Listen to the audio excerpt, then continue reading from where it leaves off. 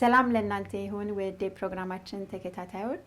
ይህ ዘወትር ቅዳሜ ምሽት ከ6 ሰዓት ተኩል እስከ 7 ሰዓት በኬብሮን ዓለም አቀፍ ሐዋርያዊ ቤተክርስቲያን ከስቶክሆልም ስዊድን እየተዘጋጀ የሚቀርብላችሁ መንፈሳዊ ፕሮግራም ነው። ዛሬ ይዘንላችሁ የቀረብነው ፕሮግራም የምስራች ወንጌል በአገልጋይ ወንደሰን ትርፌ፣ ከዛ በመቀጠል ደግሞ በልሳን ስለመጸለይ በፓስተር ህንሽም ኢትዮጵያ ይሆናል። ከዛ በፊት ግን ማስታወቂያዎች ይኖሩናል። አብራችሁን ቆዩን። ሰላም ላንቺ ይሁን። ሰላምሽ ይብዛ። ምን አይነት መጽሐፍ እያነበብሽ ነው? በመንፈስ ቅዱስ መጸለይ ስለሚያስገኙ ጥቅሞች የሚገልጽ መጽሐፍ እያነበብኩ ነው። አበይቴ ረብሃታት በመንፈስ ቅዱስ ቋንቋታት መጸለይ። ይሄ መጽሐፍ ምፈልግ የነበረ መጽሐፍ ነው፣ ግን ማን የጻፈው? መጽሐፉን የጻፈው ፓስተር ህንሽም ኢትዮጵያ ይባላል። መግዛት ፈልጌ ነበር። የት እንደማገኘው ትነግሪኝ ትችያለሽ? አዎ፣ ይህ መጽሐፍ የሚገኘው በኬብሮን ዓለም አቀፍ ሐዋርያዊ ቤተክርስቲያን ውስጥ ነው። እንደውም ይህ መጽሐፍ በአፍሪካ ውስጥ ለሚገኙ አብያተ ክርስቲያናት በስጦታ መልክ ለማበርከት ቤተክርስቲያን ትፈልጋለች። ከአፍሪካ ውጭ ለሚገኙት ሀገሮች ደግሞ ስክሪኑ ላይ ባለው አድራሻ ሊያገኙ ይችላሉ። አሁን ጊዜ ሳላጠፋ ሄጄ ለመግዛት እሞክራለሁ። ጌታ ይባርክሽ።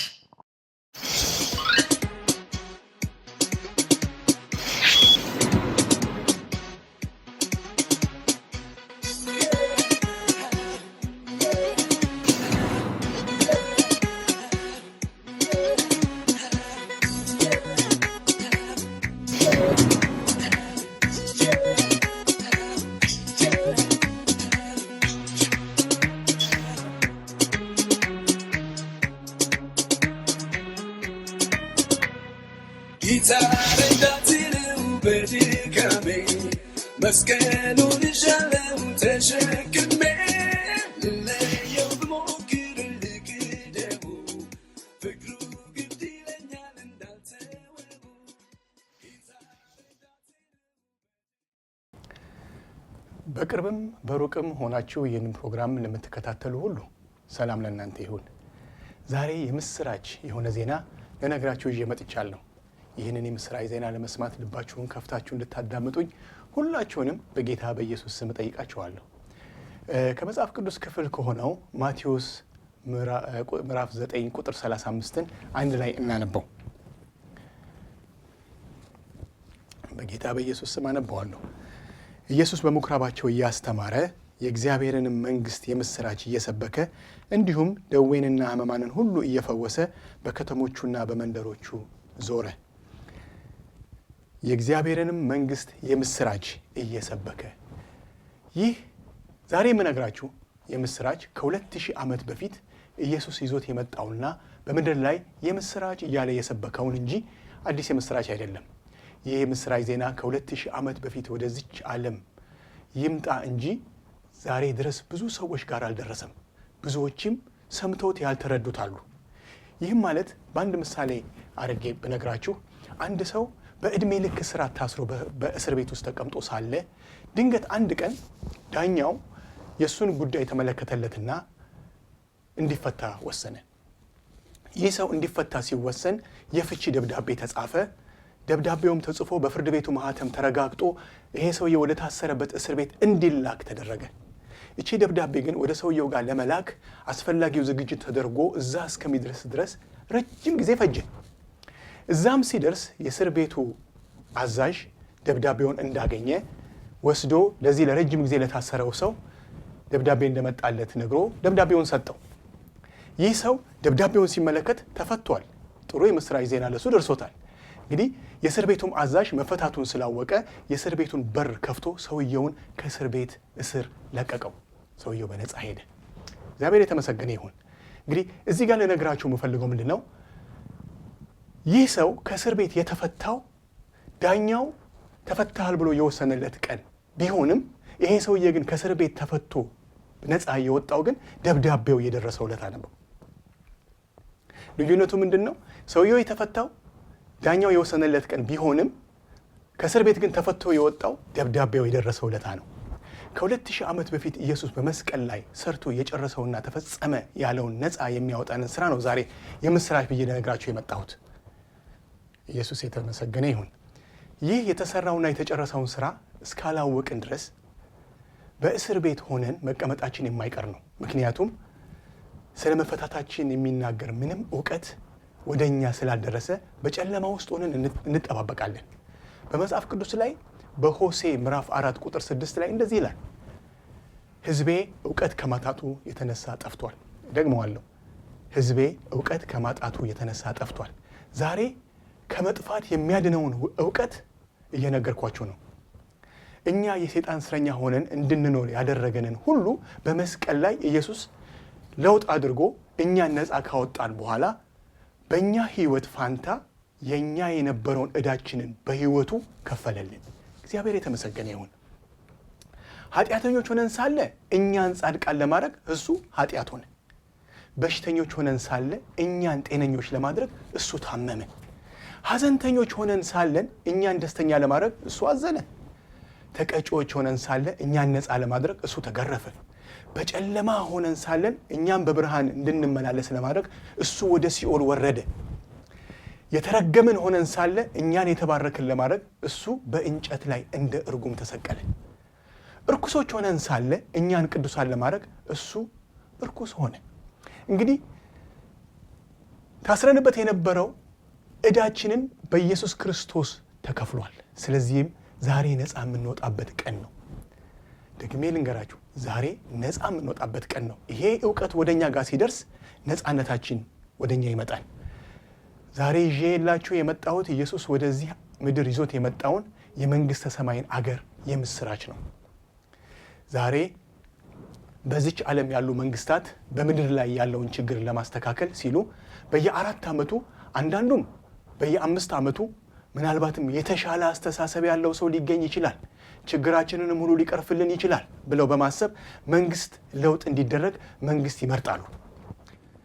ይህም ሆኖ ግን ችግሮች እየባሱና በየዕለቱ እየጨመሩ ከመሄድ በስተቀር እስካሁን መፍትሄ አልተገኘም። የኢኮኖሚ ውድቀት እየጨመረ ሄደዋል። የአየር ብክለት እየጨመረ ሄደዋል። ወንጀለኛ ብዛት በየአገሩ እየጨመረ ሄደዋል። የቴሮሪስቶች መብዛት እየጨመረ ሄደዋል። ሰላም ቢባልም ጦርነት በየቦታው ላይ እየበዛ ነው ያለው። የሚመረጡ መንግስታትም ለህዝቡ ሰላም ያመጡ እየመሰላቸው ህዝቡን ነፃነት አለ፣ የፈለከው መሆን እና ማድረግ ትችላለህ በማለት የሚያመጡት አዳዲስ ህጎች ህዝቡን ለበለጠ ስቃይ፣ በሽታ፣ ችግር፣ ጥላቻ ለመሳሰሉት ነገሮች እያጋለጡት ነው። እግዚአብሔር የተመሰገነ ይሁን። እንግዲህ የዚህ ዓለም መንግስታት ቢቀያየሩም ለተሻለ ነገር የመጣ ለውጥ እስካሁን ድረስ አልታየም። ምክንያቱም በዚህ ዓለም ያለው ከዚህ ዓለም የመጣ በመሆኑ የተለየ ነገር ሊያመጣ አልቻለም። ለውጥ እንዲመጣ ከሌላ ዓለም የሆነ የተለየ ለውጥ የሚያመጣ ነገር መምጣት አለበት። ይኸው ከዚህኛው ዓለም የተለየ አስተሳሰብ፣ አመለካከት፣ ስርዓትና አኗኗር ይዞ መምጣት አለበት ማለት ነው። ለዚህ ነው ኢየሱስ የእግዚአብሔርን መንግስት የምስራች ይዤላችሁ መጣሁ ያለው። የእግዚአብሔር መንግስት የሚያስተዳድራት ዓለም በሽታ የለም፣ ድህነት የለም፣ ሐዘን የለም፣ ስቃይ የለም፣ ችግር የለም፣ መራብ የለም፣ መታመም የለም፣ ጦርነት የለም፣ ቴሮሪስት የለም፣ አጥፍቶ ጠፊ የለም፣ ስደት የለም። እግዚአብሔር የተመሰገነ ይሁን። ተመልከቱ፣ የእግዚአብሔር መንግስት የሚያስተዳድራት ዓለም ውስጥ ዝሙት የለም፣ ውሸት የለም፣ ሌብነት የለም፣ ጥላቻ የለም፣ ግድያ የለም ወዘተ። እንግዲህ የዚህን አገር መንግስት ዜጋ እንድትሆን ነው ወይም እንድትሆኚ ነው የምስራች ብዬ ልነግርሽ የመጣሁት። እስከ ዛሬ ድረስ ተጠምተን የኖር ነው ይህንን ህይወት ነበረ። ይህንን ህይወት ደግሞ ኢየሱስ ክርስቶስ የምስራች ብሎ ይዞልን መጥቷል። የዚህን ሰላም የሆነውን አገር መንግስት ዜጋ እንድትሆን ወይ እንድትሆኚ ዜግነትን ማግኘት የምትችሉበትን ወይም የምንችልበትን የምትሽይበትን መንገድ ነው የምነግራችሁ። ይኸውም በትውልድ ብቻ ነው ዜግነት የሚገኘው። አንድ ሰው ዜጋ የሚሆነው ለተወለደበት ሀገር ነው። ስለዚህ ለዛ ለተወለደበት ሀገር ዜጋ ስለሚሆን ለዚህ ሀገር እኛ መወለድ አለብን። ስለዚህ ዳግመኛ መወለድ ያለብን እዚህ ነው። ዳግመኛ መወለድ ያስፈልጋል። ዳግመኛ ለመወለድ የእግዚአብሔር መንግስት ንጉሥ የሆነውን ኢየሱስ ጌታን አዳኝን አድርገን መቀበል ብቻ ነው። ኢየሱስ ክርስቶስ የእግዚአብሔር ልጅ እንደሆነ ብታምንና ብታምኝና እሱም ጌታ መሆኑን በአፍህ ወይ በአፍሽ ብትመሰክር በቀጥታ ኢየሱስ በመስቀል ላይ ለአንቺ ሰርቶ የጨረሰውን ስራ ሁሉ ተቀብለሽ ወይ ተቀብለህ የመንግስተ ሰማይ ዜጋ መሆን ይቻላል። የመንግስተ ሰማይ አገር ዜጋ ስትሆን ከዚህ በኋላ ህይወትህን የምትመራው በመንግስተ ሰማይ አገዛዝ መሰረት ይሆናል። ዛሬ ይህንን የምስራች ዜና ተቀብለህ ኢየሱስን የግል አዳኝህ አድርገህ እንድትቀበለውና በአፍህ እንድትመሰክር እጋብዝሃለሁ።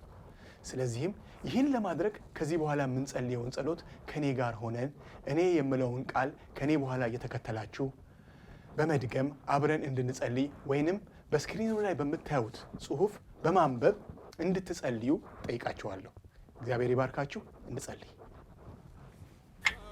ጌታ ኢየሱስ ሆይ ዛሬ ይሄ የምስራች ቃል ወደ እኔ እንዲደርስ ፈቃድህ ስለሆነ አመሰግንሃለሁ።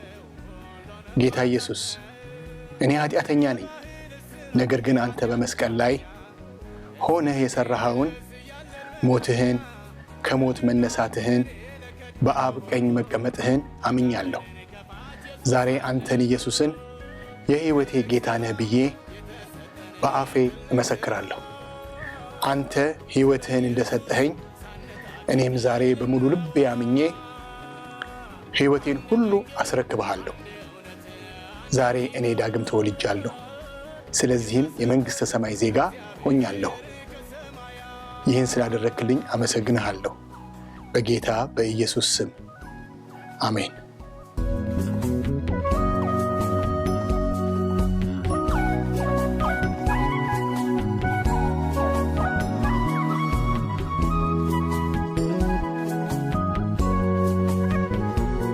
የእግዚአብሔርን ትእዛዝ ቃሉን ስለናቅ በአዳም መተላለፍ ሁሉም ሰው ወደቀ፣ ሁሉም ሰው ወደቀ። የዓለምን ኃጢአት በእንጨት ሊሸክም ሥጋ ለብሶ መጣ ሁለተኛው አዳም፣ ሁለተኛው አዳም። ምርኮኛን ሚያስለቅቅ እስራት ሚያስፈታ ምሕረትን ይዞ የመጣውን ጌታ አምኖ ይቀበለው የሰው ዘር በሙሉ። ኢየሱስ ያድናል የምስራች በሉ። ትልቅ ሥራ የተሰጠን ትልቅ ሥራ ስለ ኢየሱስ ሳንታክት ልናወራ። አንድ መንገድ፣ አንድ እውነት፣ አንድ ሕይወት የተሰጠን እግዚአብሔር ከሰማያት።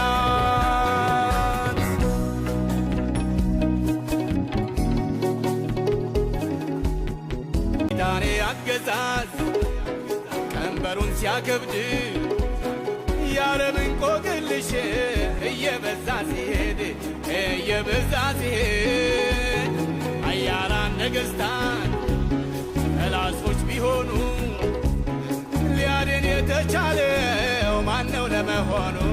ማነው ለመሆኑ? የመዳንን ራስ በመስቀል ፈጽሞ ቤት ሊያዘጋጅልን እየሄደልን ቀድሞ በሕያዋን በሙታን ሊፈርድ የሚመጣው የጽዮን ሙሽራ ጌታ ኢየሱስ ነው። ትልቅ ሥራ የተሰጠን ትልቅ ሥራ ስለ ኢየሱስ ሳንታክት ልናወራ። አንድ መንገድ፣ አንድ እውነት፣ አንድ ሕይወት የተሰጠን እግዚአብሔር ከሰማያት። እንኳን ደህና መጣህ አገልጋይ ንጋቱ። አሁን የምንገኘው በኬብሮን ዓለም አቀፍ ሐዋርያዊ ቤተክርስቲያን ነው። ይህች ቤተክርስቲያን ከተመሰረተች 11 ወር ሆኗታል። በእነዚህ ጊዜያቶች ውስጥ ብዙ ጊዜ ለረጅም ጊዜያቶች ስለ ልሳን ተምረን ነበረ። በዚህ ላይ የምትነግረንን ሀሳብ ባጭር። እንኳን ደህና ቆየሽኝ እህቴ። በዚህ በ11 ወር ጊዜ ውስጥ ስለ ልሳን የተማርነው ከ35 እስከ 36 ትምህርቶች ነው። በሳምንት አንድ ቀን ሲሆን በወር 4 ይሆናል ማለት ነው። እነኚህን ትምህርቶች ተምሬ በህይወት ላይ ብዙ ለውጥ አምጥቻለሁኝ። በፊዚካሊም ስፒሪቹዋሊም ብዙ ለውጦች እያየሁኝ ነው። ብዙ ሰው እየመጣ እዚህ ሲፈወስ፣ ብዙ ሰው ከተለያዩ ነገሮች እስራት ሲለቀቅ አይቻለሁኝ። በዚህ ላይም ደግሞ ባለኝ በኑሮ ሂደት እስከዛሬ ከነበረኝ ክርስትና የበለጠ ብዙ ነገሮች ጨምሮልኛል። እንዲሁም ደግሞ በቃል ያለኝ ጉልበት እየጨመረ እንደመጣ ሁሉ ይሰማኛል። በዚህም ደግሞ ጌታን አከብረዋለሁኝ። አመሰግናለሁ። ሌላው ጥያቄያችን ደግሞ ይህ ትምህርት በጉባኤ ይሰጥ የነበረው ለመላው ዓለም በተለያየ ፕሮግራም ቢሰራጭ ላይክ በኦፕና ካናል ወይም በቲቪ በተለያየ መገናኛ አገልግሎት ቢሰጥ ምን ጥቅም አለው ብለህ ታስባለህ? በጣም ትልቅ ጥቅም ስላለው ይሄም ደግሞ ፓስተራችን ስለተረዳው በቅርብ ጊዜ በትንሹ በኦፕና ካናል ተጀምሯል። በዚህም ላይ ደግሞ በkiam.tv በእኛ በዌብሳይታችን ላይ ያ የተማርነውን የተለቀቀውን በኦፕና ካናል እንዲለቀቅ ደግሞ አሁን ፕሮግራም ላይ ነን። እንደገና በተጨማሪ ደግሞ በቅርብ ጊዜ ደግሞ ሲዲዎች በሲዲ መልክ እየወጣ እያንዳንዱ ትምህርት ለወገኖች እንዲሰራጭ በዝግጅት ላይ ነን እና በቅርብ ጊዜ እንደሚወጣ ደግሞ ሙሉ ተስፋ አለኝ። አመሰግናለሁ። ጌታ ይባርክ።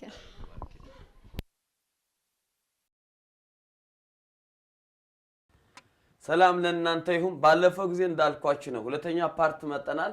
ዛሬ ሰባተኛው ክፍል በመንፈስ ቅዱስ መጸለይ ወይ በልሳን መጸለይ በአንድ አማኝ ህይወት ምን ጥቅም አለው የሚል እናያለን። አብረን እንከታተላለን። በጌታ በኢየሱስ አነባዋለሁ። ሮሜ 8ኛው ምዕራፍ ቁጥር 1 እና 2 መነሻችን ይሆናል። አነባዋለሁ በጌታ በኢየሱስ ስም።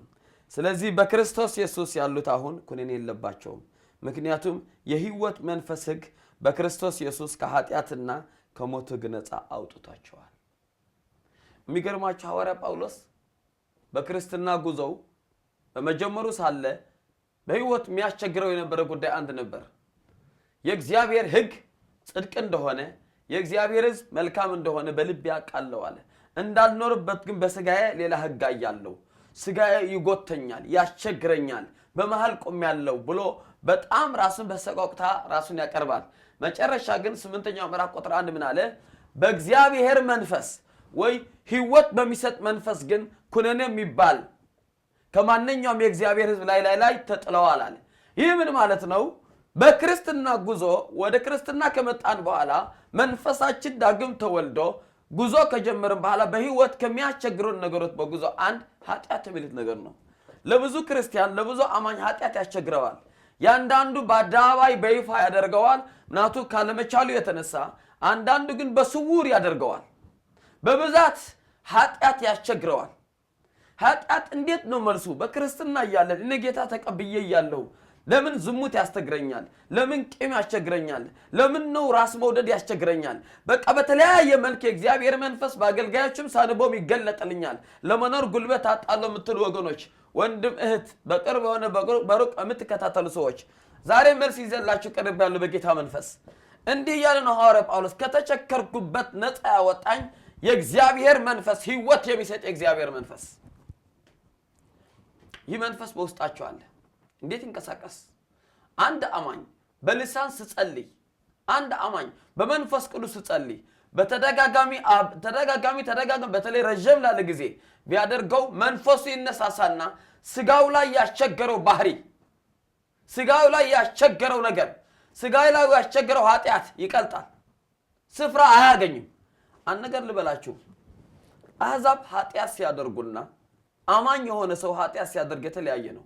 አሕዛብ ኃጢአት ሲያደርጉ ከሞተ መንፈሳቸው ዳግም ካልተወለደ መንፈሳቸው በጨለማ ከተሸፈነ መንፈሳቸው ተነሳስተው ነው። ምንም ማድረግ አይችልም፣ ከውስጥ ወደ ልጅ የሚወጣ ነው። አማኝ ግን ከመንፈሱ ኃጢአት ማድረግ አይችልም፣ ከልቡ ኃጢአት ማድረግ አይችልም። ይነዋት ምክንያቱም መንፈሳችን ዳግም ተወልደዋል። መንፈሳችን የእግዚአብሔር አይነት ህይወት አለው። መንፈሳችን ኢየሱስ ተቀምጦታል። መንፈሳችን አባት አለ። መንፈሳችን መንፈስ ቅዱስ ሥላሴም ይባሉ አሉ። ስለዚህ በመንፈሳችን ኃጢአት ሊኖር አይችልም። መጽሐፍ ቅዱስ ይነግረን አንደኛ ዮሐንስ 3:9 ከእግዚአብሔር የተወለደ ኃጢአት አያደርግምና ይላል። ማን? ከእግዚአብሔር የተወለደ ማን ነው? እሱ ዳግም የተወለደው መንፈሳችን የእግዚአብሔር አምሳል የእግዚአብሔር መልክ ያለበት። ስለዚህ ኃጢአት ማድረግ አይችልም። አማኝ ግን ምን ይቸገራል? ስጋው ላይ አረጊቱ ሰው ስጋው ላይ ይንጠለጠልና ያስቸግረዋል። ለዚህ ነው ሐዋርያ ጳውሎስ በገላትያ 5ኛው ምዕራፍ ከቁጥር 15 ከ20 ካየ ነው በተለይ ቁጥር 19 ቁጥር 15 ምን ይላል? በመንፈስ ብትመላለሱ የሥጋ ምኞት የሥጋ ባህሪ አታድርጉትም ይላል። ወረት ብሎ የሥጋ ባህሪ ይላል ዝሙት፣ ምንዝር፣ ስርቆት ያለ 19 ባህሪ ይዘረዝራል። ሐዋርያ ጳውሎስ ከዛ ምን ይላል? ቁጥር 22 የመንፈስ ባህሪ ብሎ ደግሞ 9 እነ ፍቅር እነ ትዕግስት 9 ባህሪ ዘረዝርና እላይ ምን ብሎ አስቀመጠው? መንፈስና ነፍስ አለ የመጨረሻ ውጊያ አላቸው፣ የማያልቅ ውጊያ አላቸው። ለምን? ስጋ ይጎትታል፣ ቂም ይልሃል። መንፈስ ምህረት አድርግ ይልሃል። ስጋ ይጎትታል ጥል ይልሃል መንፈስ ደግሞ ፍቅር ይልሃል ስጋ ይጎትታል አትስጥ ይልሃል መንፈስ ደግሞ ባረክ ይልሃል ስጋ አትጸልይ ይልሃል መንፈስ ጸልይ ክርክር አለባቸው አንደኛው ፓርቲ አካላታችን ስጋ የሚባል ወደ ኃጢአት ይጎተናል ሮሜ 8ኛው ምዕራፍ ይላል የስጋ ውጤት ወይ በስጋ መመላለስ ምን ነው አለ ሞት ነው አለ በመንፈስ መሆን ግን አለ እግዚአብሔር ተባረከ ሰላምና መልካም ነው አለ ለዚህ ምንድነው ቃላችሁ መንፈሳችን በልሳን ስንጸልይ ፉሽ ፓላ ዲያስ ታንጋ ቦይ አናሳ ዝም ብለን ስንጸልይ መንፈሳችን ይነሳሳና ሃሌሉያ የሁላችሁ ምልክት አፍቅር ይልሃል ሰው ውደድ ይመጣብሃል you know what immediately ጥል የሚባል ነገር እየተመታ ነው ስጥ ባረክ ይልሃል ይህ ማለት የውልህ እንዳሰጥ ያደረገ የስጋ ባህሪ ብዙ ነገር በግምት አስገብቶ ይመታል ጸልይ ይልሃል አለመጸለይ ስጋ ላይ ያለ ነገር ይመታል ብዙ አማኝ ለስጋው እድል ስለሚሰጥ ከስጋ ጋር ስለሚውል የስጋ ባህሪ እድል ስለሚሰጥ በኃጢአት ይመላለሳል ዛሬ ምሽት አንድ ነገር ነግራችሁ ህይወት የሚሰጥ የእግዚአብሔር መንፈስ እድል ስጡት በልሳን ጸልዩ ነፃ ትሆናላችሁ ሐዋርያው ጳውሎስ አለ ከተቸገርኩበት ነፃ ያወጣኝ አለ ምን ነበር አለ ህይወት የሚሰጥ የእግዚአብሔር መንፈስ ሰማይ ላይ የለም መላእክት ጋር የለም በአገልጋዮች በተለዩ ሰዎች ላይ የለም ውስጥ ያለ ኢየሱስን ለማስነሳት ጉልበት ያለው መንፈስ ከማንኛውም የገባበት ኃጢአት ሊያነሳ ይችላል አሁን እድል ስጠው በልሳን ጸልይ በጽድቅ መመላለስ ጀምራለህ ዝሙት በጣም ጥለዋለህ ስርቆት በጣም ጥለዋለህ ማማት በጣም ጥለዋለህ ቂም በጣም ጥለዋለህ ያስቸገረ ኃጢአት እስከምትጠላው ድረስ መንፈስ ይነሳሳ በጌታ በኢየሱስ ስም ቀጥል እግዚአብሔር ይባርክ እግዚአብሔር ደግሞ ይባርክሽ እንጸልይ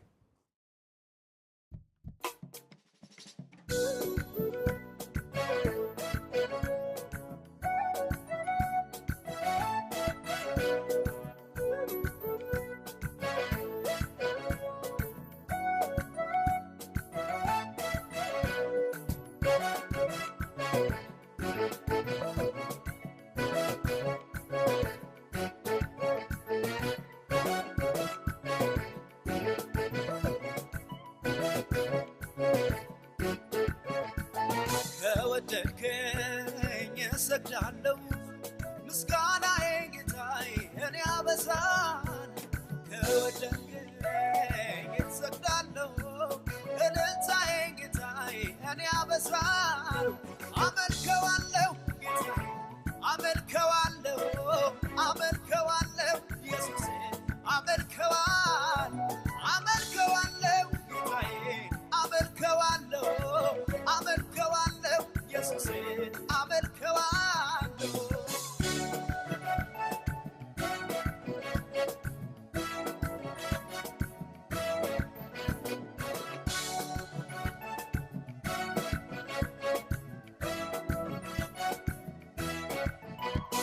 የኃጢአቴን ቀንበር ሰበረው ጌታዬ ዕዳዬን ከፈለው ዋሴ ጠበቃዬ እዘምራለሁኝ ለጌታዬ ክብር አድኖኛልና ከሲኦል በታመን እንደኔ ምህረት ያየ በጌታ የተጎበኝ ነገሩ ተቀይሮለት ዘመረ አመሰገነ ዘመናት የታሰረበት ሰንሰለት ተበጠሰ በፊቱ መዝሙር አዜመ በገናውን ያሰና አመልከዋለሁ ጌታዬ አመልከዋለሁ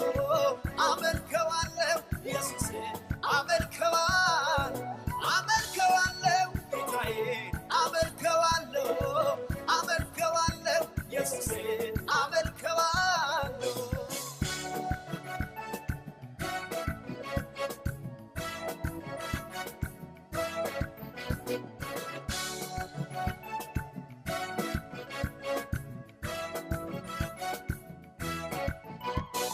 ከወደድከኝማ ካፈቀርከኝማ ታሪኬን ቀይረ ሰው ካደረገኝ ምስጋና ዘወትር እሰዋለሁኝ ከወደድከኝማ ካፈቀርከኝማ ታሪኬን ቀይረ ሰው ካደረገኝ ምስጋና ዘወትር እሰዋለሁኝ አመልከዋለሁ ጌታዬ አመልከዋለሁ ኢየሱስ አመልከዋለሁ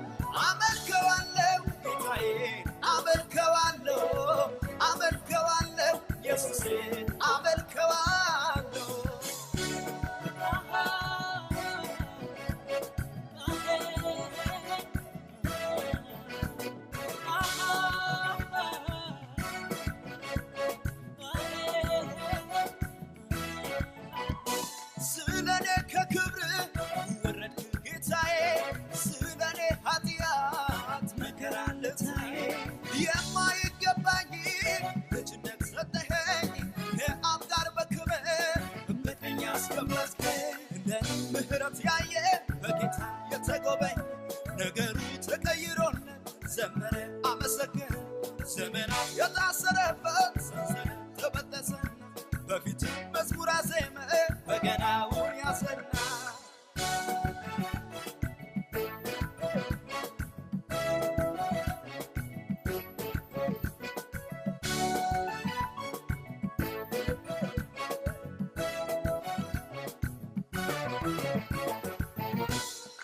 ከወደድከኝማ ካፈቀርከኝማ ታሪኬን ቀይረ ሰው ካደረግከኝ ምስጋና ዘወትር እሰዋለሁኝ ከወደድከኝማ ካፈቀርከኝማ ታሪኬን ቀይረ ሰው ካደረግከኝ ምስጋና ዘወትር እሰዋለሁኝ አመልከዋለሁ ጌታዬ አመልከዋለሁ አመልከዋለሁ ኢየሱስ አመልከዋለሁ አመልከዋለሁ ጌታዬ አመልከዋለሁ አመልከዋለሁ ኢየሱስ አመልከዋለሁ አመልከዋለሁ ጌታዬ አመልከዋለሁ አመልከዋለሁ ኢየሱስ አመልከዋለሁ አመልከዋለሁ ጌታዬ አመልከዋለሁ አመልከዋለሁ ኢየሱስ አመልከዋለሁ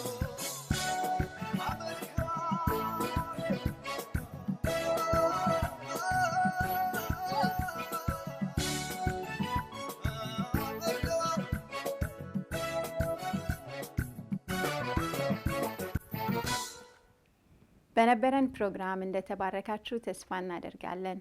ልታገኙን ለምትፈልጉ ስክሪኑ ላይ ባለው አድራሻ ደውሉልን። በሚቀጥለው ሳምንት እስከምንገናኝ ድረስ መልካም ሳምንት እንመኝላችኋለን። ደህና ቆዩን። ጌታ ይባርካችሁ።